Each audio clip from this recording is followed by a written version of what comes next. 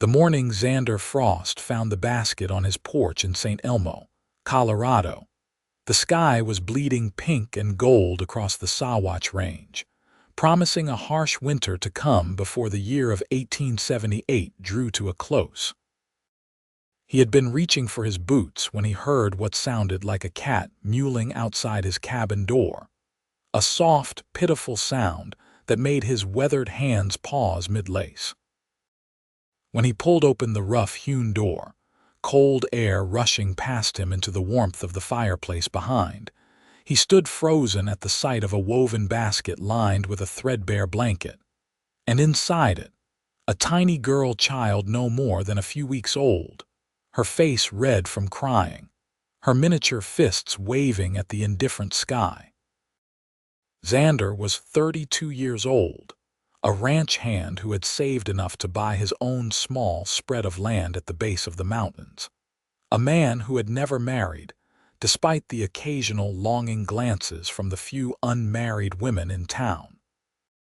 He had lost his family to cholera when he was barely 20, watched his mother and father waste away in the span of a week, buried them both with his own calloused hands. Since then, he had kept to himself mostly, finding solace in the company of horses and cattle, in the honest work of breaking ground and mending fences. The sight of this abandoned child struck something deep in his chest, something he thought had died with his parents.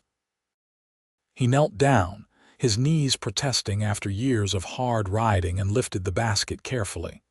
There was a note pinned to the blanket, written in an unsteady hand that spoke of desperation rather than education. "Her name is Willa. Please take care of her. I cannot." That was all. No explanation, no surname, no promise to return. Just a name and a plea. Xander carried the basket inside, closing the door against the November chill.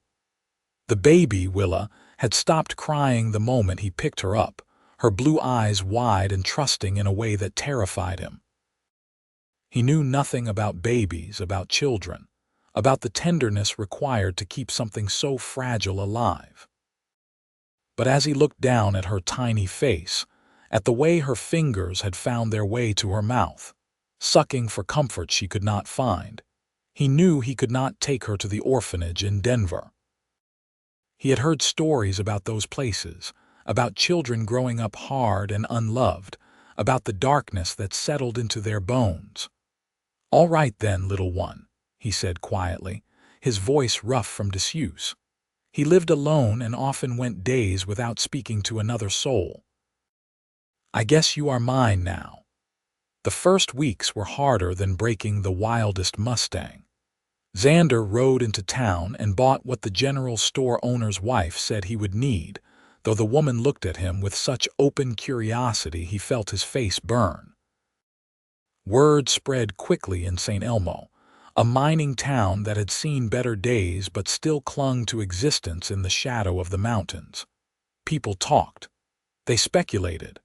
Some said the child was his by blow, that he had gotten some woman in trouble and was now making amends. Others whispered it was the child of his dead brother, though Xander had never had a brother. He ignored them all, focusing instead on keeping Willa fed and warm and alive. He learned to warm milk from his goat, to test it against his wrist the way Mrs. Patterson at the store had shown him. He learned to change the cloth diapers and wash them in the creek that ran behind his property, his hands red and raw from the cold water. He learned to sleep in snatches, to wake at the slightest whimper, to walk the floor of his cabin at midnight with Willa against his shoulder, humming tuneless songs his mother had once sung to him. And somehow, impossibly, they survived those first brutal months. Winter came in hard, snowing them in for weeks at a time. Xander kept the fire burning, kept Willa wrapped in every soft thing he could find. He talked to her constantly, narrating his chores, reading to her from the 3 books he owned, telling her stories about the ranch he would build, about the horses she would learn to ride, about the life they would have together. By spring, when the snow melted and the meadows burst into carpets of wildflowers, Willa was sitting up on her own, her blue eyes following Xander everywhere he went. She had become the center of his world in a way he had not anticipated. Every smile she gave him felt like a gift. Every new sound she made was a miracle worth celebrating. The years passed in the way they do when life is measured in the growth of a child. Willa learned to walk, stumbling after Xander as he did his morning chores, laughing when she fell in the soft grass. She learned to talk, calling him Papa in a way that made his throat tight every single time. He taught her to be gentle with the animals, to respect the land, to find joy in simple things like the way sunlight filtered through aspen leaves or the sound of rain on the cabin roof. By the time Willa was 5, she was riding in front of Xander on his horse, her small hands gripping the pommel while he kept one arm secure around her waist. By 7, she had her own pony, a sweet-tempered paint mare named Clover. By 10, she could outride half the boys in town and was not afraid to prove it. Xander watched her grow with a mixture of pride and fear, knowing that every year brought her closer to womanhood, closer to the day when she would ask questions he did not know how to answer. She did ask when she was 12, sitting on the porch steps while he mended a bridle. "Papa, why do I not look like you?" Xander's hands stilled. Willa had blonde hair that caught the light like spun gold while his was dark brown. Her eyes were the blue of high mountain lakes, while his were the color of wet earth.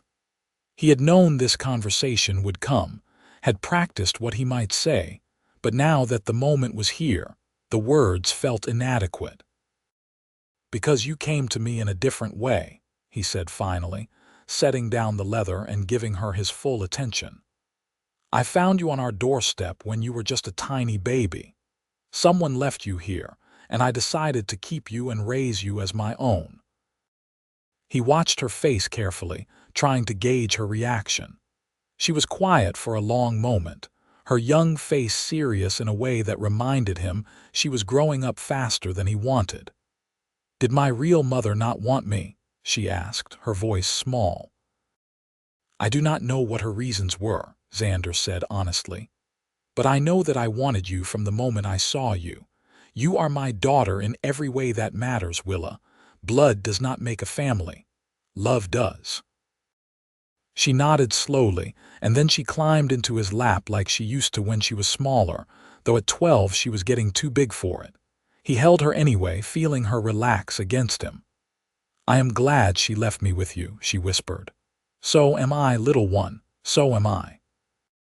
The summer Willa turned 17, something shifted.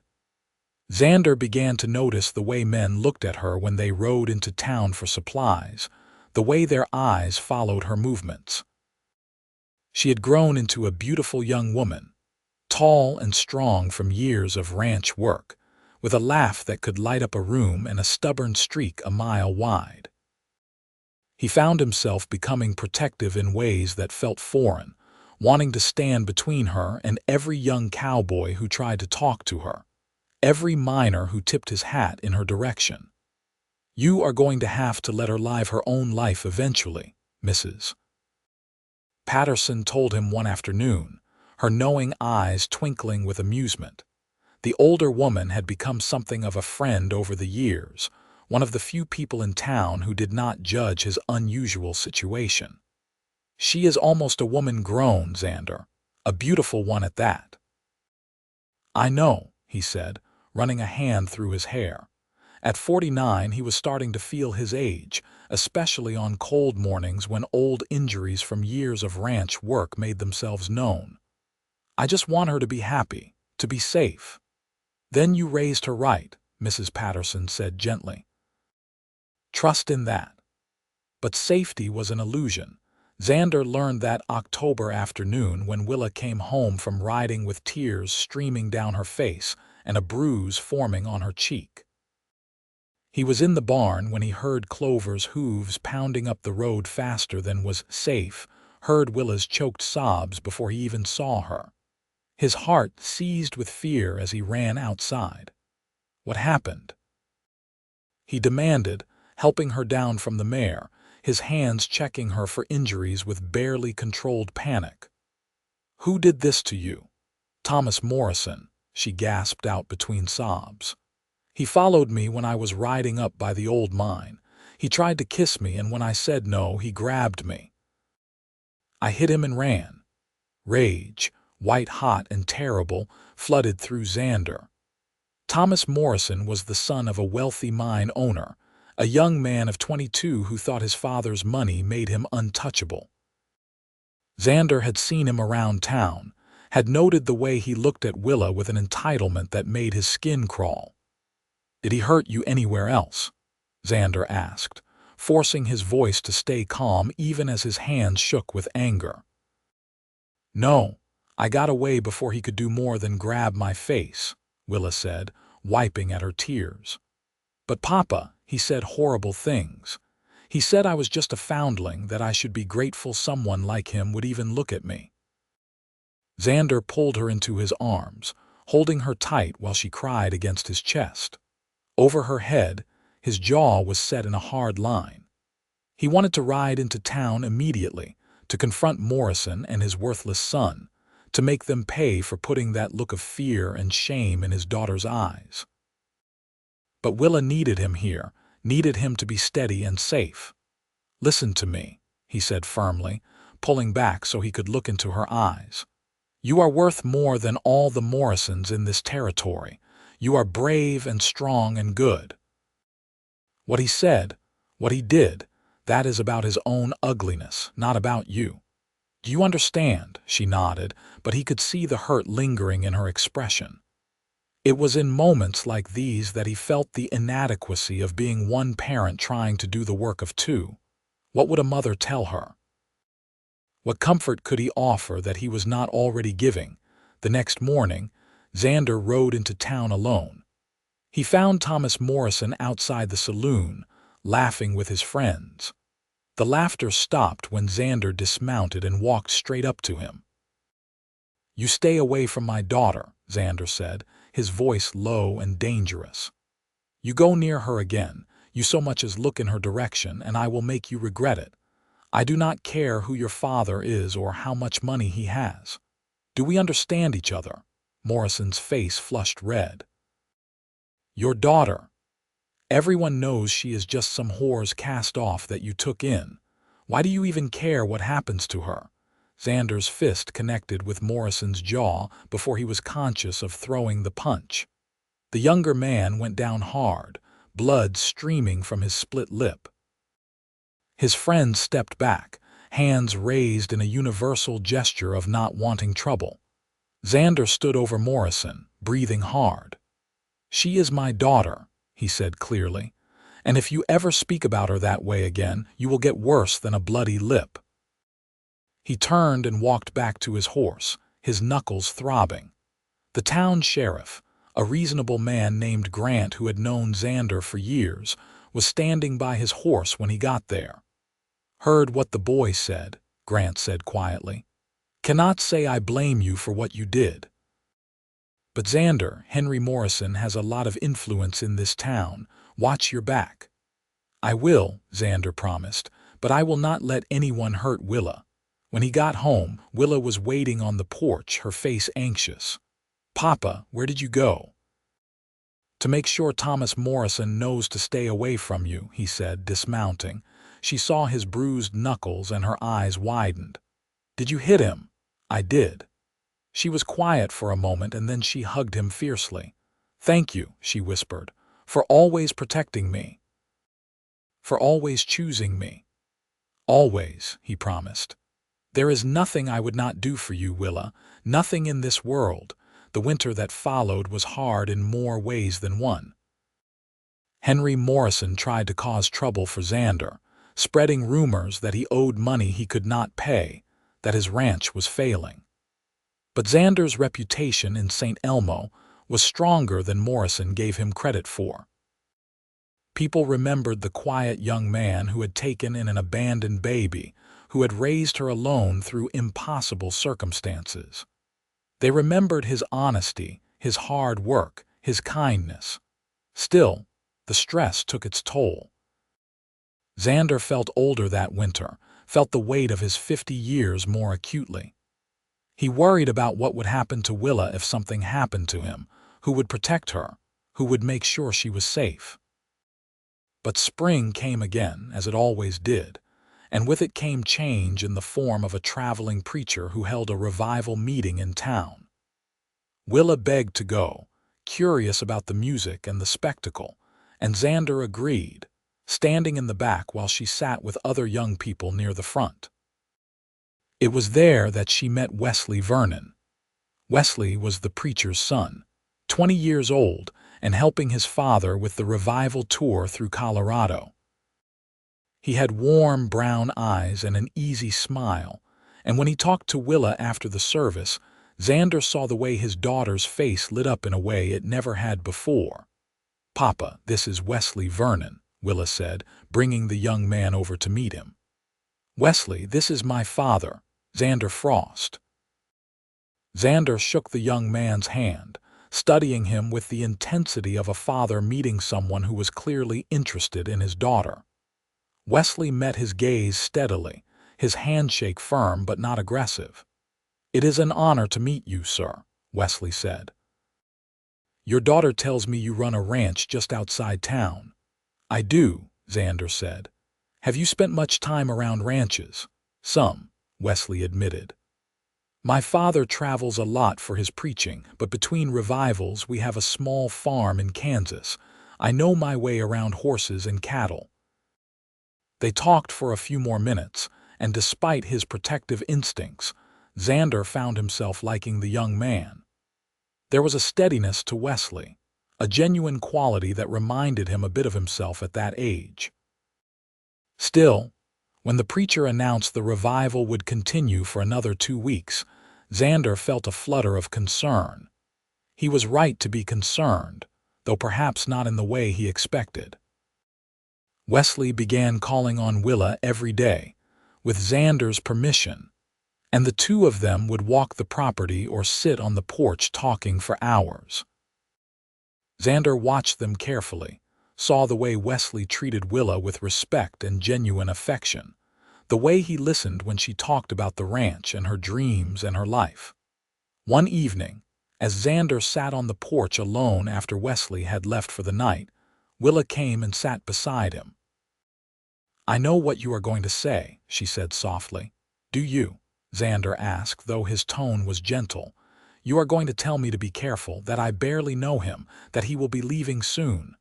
Xander nodded slowly. "All of those things are true. But I was also going to say that I like him.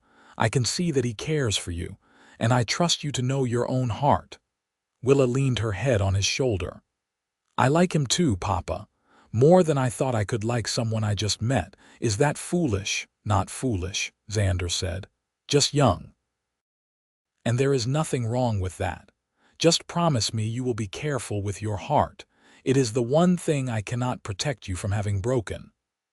"I promise," she whispered. "But hearts have a way of making their own choices, regardless of promises." When the 2 weeks ended and the preacher announced it was time to move on to the next town, Wesley came to see Xander privately. "Sir, I would like your permission to court your daughter properly," Wesley said, standing in Xander's barn with his hat in his hands, nervous but determined.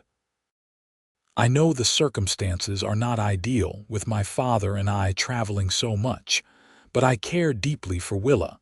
I have never met anyone like her." Xander set down the saddle he had been oiling. "What kind of life could you offer her?" "A preacher's son makes a modest living at best, and if you are always traveling, how would that work?" "I have been thinking about that," Wesley said. "The truth is, I am not sure I am called to preaching the way my father is. I have been helping him out of duty more than passion. I have some money saved, and I am a hard worker. I thought perhaps I could find work here in St. Elmo, prove to you and to Willa that I am serious about building a life here." Xander studied the young man for a long moment. There was sincerity in his eyes, a determination that spoke of real feeling rather than passing fancy. "If you stay, you will need work," Xander said finally. "I could use help around here, especially with the spring planting coming up. The pay would not be much, but it would include room and board. You could stay in the barn loft until you prove yourself." Wesley's face broke into a wide smile. "Thank you, sir. I will not let you down." "You better not," Xander said seriously, "because if you hurt my daughter, there will not be anywhere in this territory you could hide from me." "Understood," Wesley said, and there was no doubt in his voice that he believed every word. So Wesley stayed. He talked to his father, who was disappointed but understanding, and he moved into the barn loft with his few possessions. True to his word, he was a tireless worker, up before dawn to help with the animals, staying late to mend fences and clear fields. Xander watched him carefully those first few weeks, looking for any sign of laziness or dishonesty, but Wesley proved himself time and again. More importantly, Xander watched the way Wesley was with Willa. He treated her as an equal, asking her opinion about ranch matters, listening when she talked about her dreams of expanding their cattle operation. He made her laugh in a way Xander had not heard since she was a little girl. And when they thought no one was watching, the tender looks they exchanged spoke of a growing love that made Xander's heart both swell with happiness and ache with the bittersweet knowledge that his little girl was growing up. Summer came in hot that year of 1895, the sun beating down on the Colorado grasslands until everything was golden and dry. Willa was 18 now, officially a woman by any measure, and the change Wesley had brought to her life was undeniable. She sang while she worked, smiled more readily, moved through the world with a confidence that made Xander proud.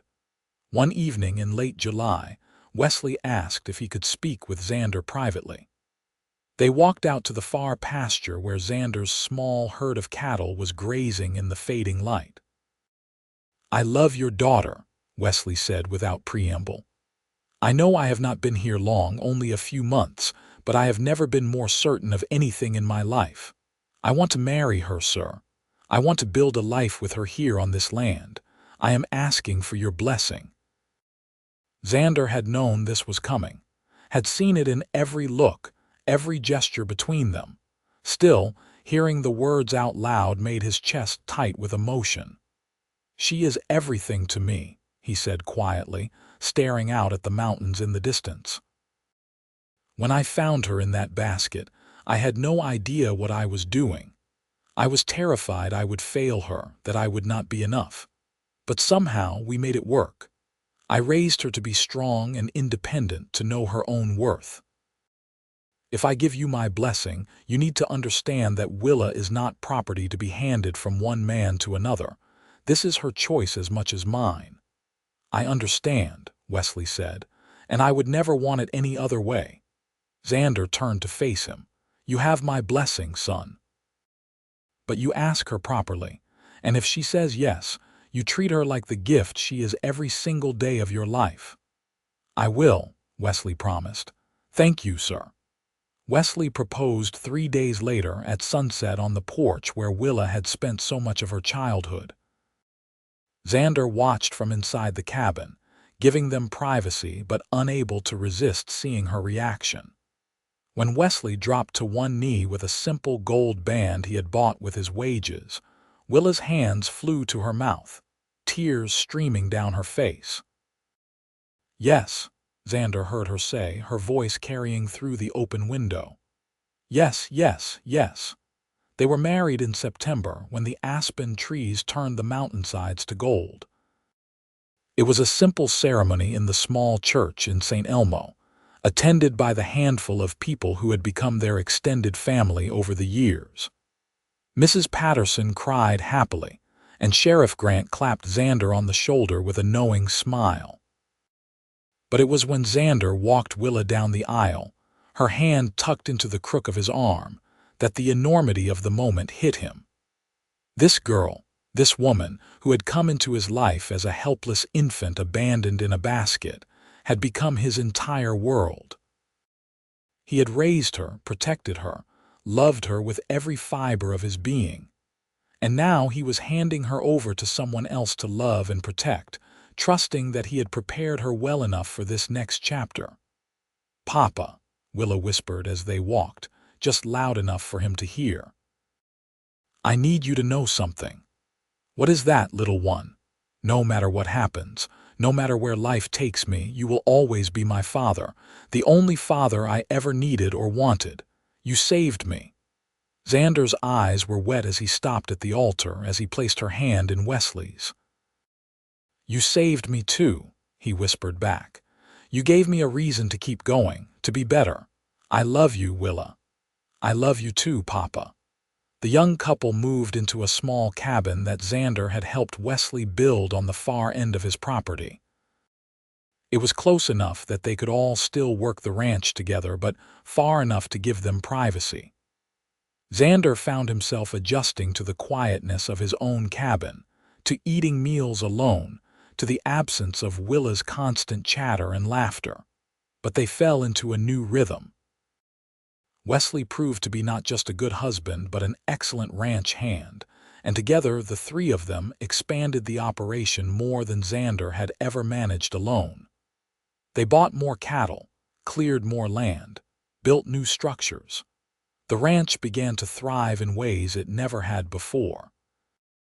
More than that, Xander watched Wesley and Willa's love deepen and grow. He saw the way they worked side by side, the way they resolved disagreements with respect and compromise, the way they looked at each other as though no one else in the world existed. It was everything he had hoped for her and more. The following spring, Willa came to visit him one morning with a glow about her that he recognized even before she spoke. "Papa, I am going to have a baby," she said, her eyes shining with joy and nervousness. Xander stood so fast his chair nearly toppled. "A baby?" "Yes. Wesley and I are so happy, but I wanted you to be the first to know. After all, you are going to be a grandfather." Grandfather. The word hit him like a physical force. He was 53 years old, had never imagined that this would be part of his story. He crossed the room in 3 strides and pulled Willa into his arms. "I am so happy for you," he said, his voice rough with emotion. "You are going to be a wonderful mother." "I learned from the best father," she said, hugging him back. The pregnancy progressed smoothly through the summer. Xander found himself becoming protective all over again, worrying over Willa doing too much work, insisting she rest more than she wanted to. Wesley was just as bad, hovering over his wife with an anxious devotion that would have been comical if it was not so touching, on a cold November morning in 1896. 18 years almost to the day after Xander had found Willa on his doorstep, he became a grandfather. The baby was a boy, healthy and loud, with a shock of dark hair and his mother's blue eyes. They named him Xander Wesley Vernon, and when Wesley placed the infant in Xander's arms for the first time, the old cowboy felt his heart crack open all over again. "Hello, little one," he whispered, staring down at the tiny face. "Welcome to the family." As he held his grandson, rocking gently in the chair by Willa's bedside while she rested, Xander thought about the strange and beautiful path his life had taken. He had lost his first family to disease, had lived alone for so long he thought he would die that way. Then a basket appeared on his doorstep, and everything changed. That helpless infant had given him purpose, had taught him that family was not just about blood but about choice and commitment and love. And now, here was another generation, another chance to be part of something bigger than himself. "Papa," Willa said sleepily from the bed. "What are you thinking about?" "About how lucky I am," he said honestly. "About how one morning 18 years ago my whole life changed for the better. about how you were the best thing that ever happened to me. You were the best thing that ever happened to me too, she said. You could have taken me to an orphanage, could have walked away, but you chose me. Every single day you chose me. Easiest choice I ever made, Xander said, smiling down at the sleeping baby in his arms. The years that followed were full in ways Xander had never experienced before. Little Xander, who they called Anders to avoid confusion, grew into a bright, energetic boy who loved the ranch as much as his mother and grandfather did. 2 years after Anders came a daughter they named Margaret, with her father's brown eyes and a stubborn streak that reminded everyone of Willa. Then 2 years after that, another boy they called James. The ranch flourished. Wesley proved to have a head for business, and under his management they began selling cattle to markets as far away as Denver and Colorado Springs. The small operation Xander had started alone became a successful family enterprise, employing several ranch hands and producing enough income that they were able to expand their property and build a larger home for Wesley and Willa's growing family. Xander stayed in his original cabin, though they had added onto it and made it more comfortable over the years. He liked his space, his independence, but he was never alone for long. The grandchildren were constantly underfoot, following him around as he did his chores, begging for stories about the old days, about their mother when she was little, about the Wild West that was slowly being tamed around them. He told them about finding Willa in the basket, about those first terrifying months when he had no idea what he was doing. He told them about teaching her to ride, about her first words, about the way she used to fall asleep on his chest while he read to her by firelight. The children never seemed to tire of these stories, especially Anders, who looked at his mother with new appreciation, understanding that families came together in different ways and that love was what made them strong. On Willa's 25th birthday, the family gathered for a celebration at the big house. Xander sat on the porch watching his grandchildren play in the yard while Wesley and Willa stood together, Wesley's arm around his wife's waist, both of them laughing at something one of the children had said. The scene was so perfectly normal, so beautifully ordinary, that it made Xander's chest ache with gratitude. "You did good, Xander," Mrs. Patterson said, sitting down beside him. The old woman was in her 70s now, her hands gnarled with arthritis, but she still came out to visit regularly. "That girl could not have asked for a better father." "I just did the best I could," Xander said. "There were so many times I was terrified I was doing it all wrong." "We all feel that way," she said wisely. "But look at her now. Look at the life she has built, the family she has raised." "That is your legacy, Xander. Not the ranch or the land, but the love you gave that frightened little baby. You changed her whole life." "She changed mine," he said simply. As twilight fell over the Colorado mountains, painting the sky in shades of purple and gold, Willa came and sat on the porch steps at her father's feet like she used to when she was a girl. "Papa, I have been thinking about something," she said. "What is that?" "I want to find out who my birth mother was, not because I feel like anything is missing, but because I want my children to know their full history, and I want to thank her, if she is still alive, for giving me to you." Xander felt his throat tighten. "That is a big decision, Willa. You might not like what you find, I know. But I also know that whatever I find, it does not change who I am or who you are to me. You are my father in every way that matters. This would just be closing a circle. Then I will help you however I can," Xander promised. They started the search the following week, placing advertisements in newspapers throughout Colorado and Kansas, where the note in Willa's basket had seemed to originate based on a partial address stamp Mrs. Patterson had noticed years ago when she examined it. For months, there was no response. Then, just when they were about to give up, A letter arrived. The woman's name was Vera Williams. She was living in Kansas City, working as a seamstress. In her letter, she explained that she had been 17 and unmarried when she got pregnant, that her family had disowned her, that she had traveled to Colorado hoping to make a fresh start, but had found herself destitute and desperate. She had left Willa on Xander's doorstep because she had seen him in town, had noticed the kindness in his face, and had hoped that he would give her daughter the life she could not provide. "I have thought about her every single day since," Vera wrote. "I have wondered if she survived, if she was loved, if she hated me for what I did.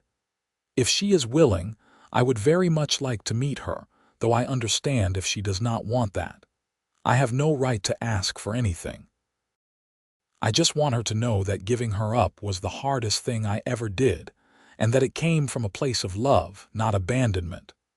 Willa read the letter 3 times, tears streaming down her face. Wesley stood beside her, one hand on her shoulder, while Xander sat across from them at the kitchen table, waiting. "I want to meet her," Willa said finally. "I want her to see what her sacrifice gave me." They arranged for Vera to visit that summer. She arrived on a warm June day, a slender woman in her mid-40s with blonde hair threaded with gray and the same blue eyes Willa saw in the mirror every day. She stood at the end of the drive, clutching a small carpet bag, her face a mixture of hope and fear. Willa walked out to meet her, and for a moment the two women just stood looking at each other. Then Vera began to cry. "You are so beautiful," she whispered. "So healthy and strong. I cannot believe you came from me." "I came from you," Willa said gently, "but I was raised by him." She gestured to Xander, who had followed at a distance. "This is Xander Frost, my father."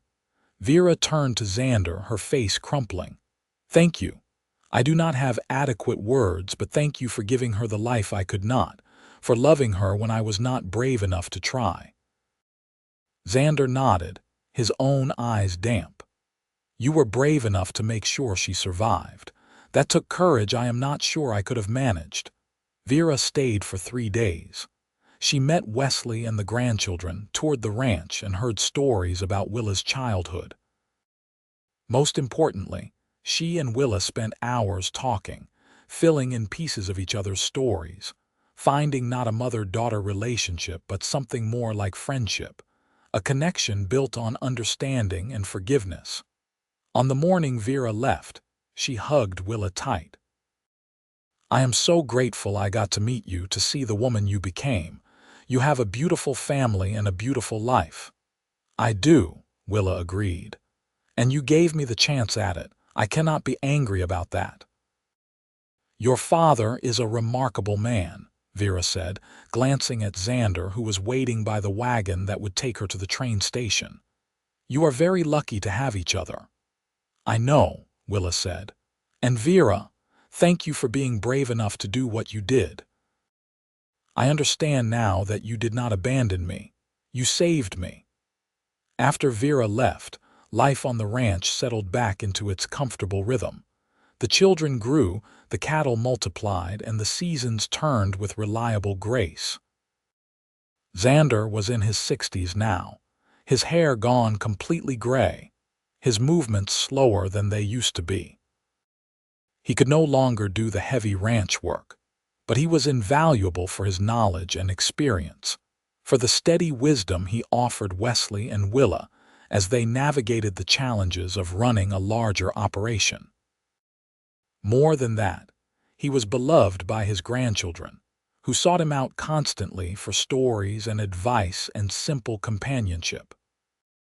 Anders, now a serious boy of 9, was particularly attached to his grandfather, following him everywhere, learning to gentle horses the way Xander had taught Willa years before. Margaret, 7 years old and fierce, loved to help her grandfather in the garden he had planted behind his cabin. And little James, just 5, simply liked to sit in Xander's lap while the old cowboy read to him from the Bible or the worn copies of novels he had accumulated over the years. On a spring morning in 1903, Xander woke feeling strange, his chest tight and his breath coming harder than usual. He lay in bed for a while, telling himself it was nothing, just age catching up with him.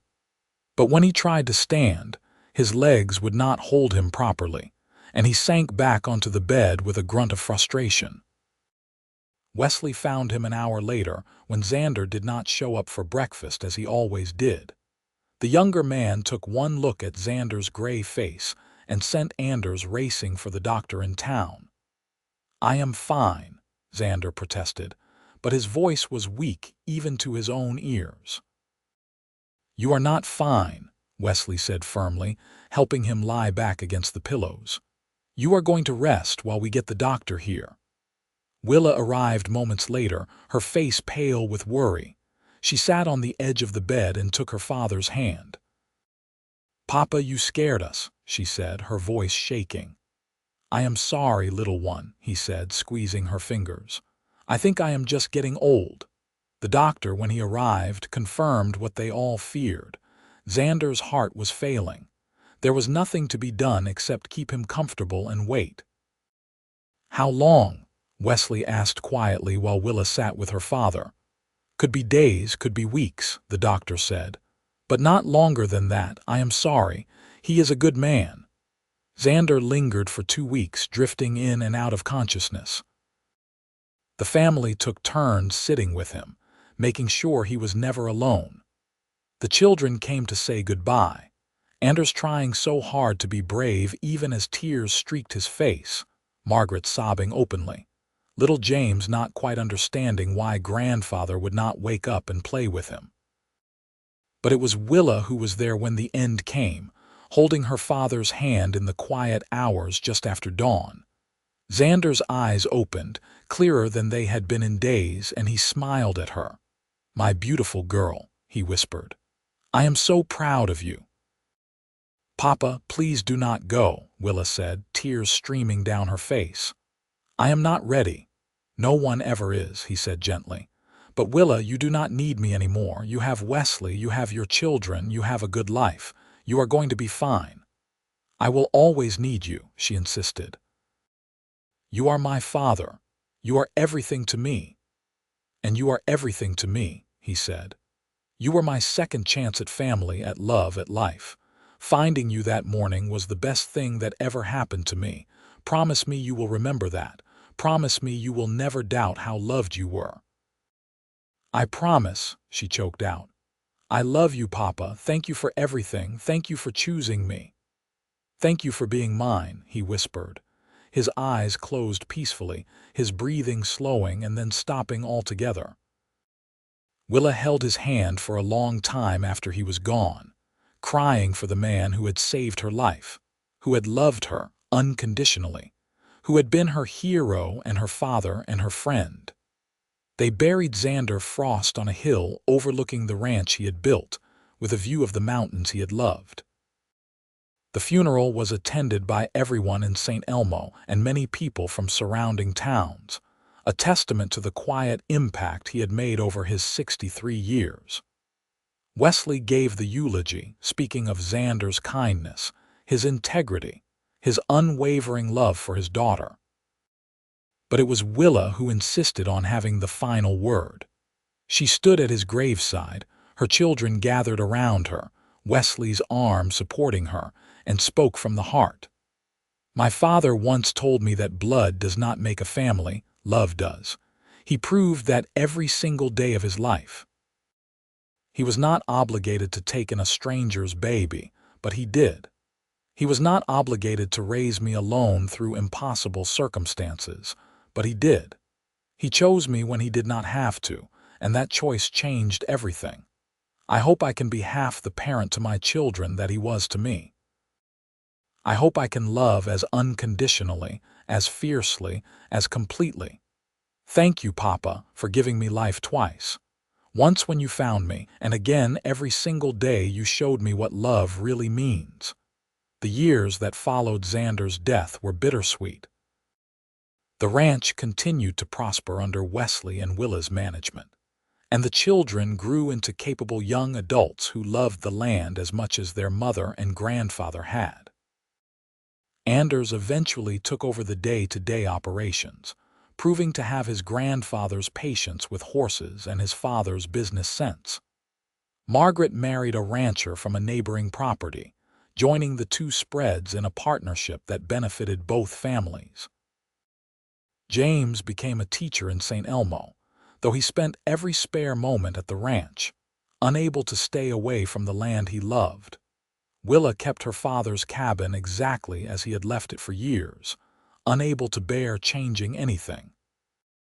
But eventually, as more grandchildren came along, Wesley gently suggested they convert it into a library and gathering place, a way to honor Xander's love of reading and family.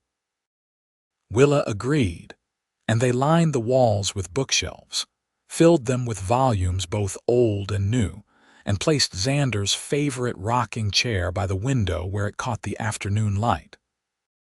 It became tradition for the family to gather there every Sunday evening, reading together, telling stories, passing down the history of how they came to be.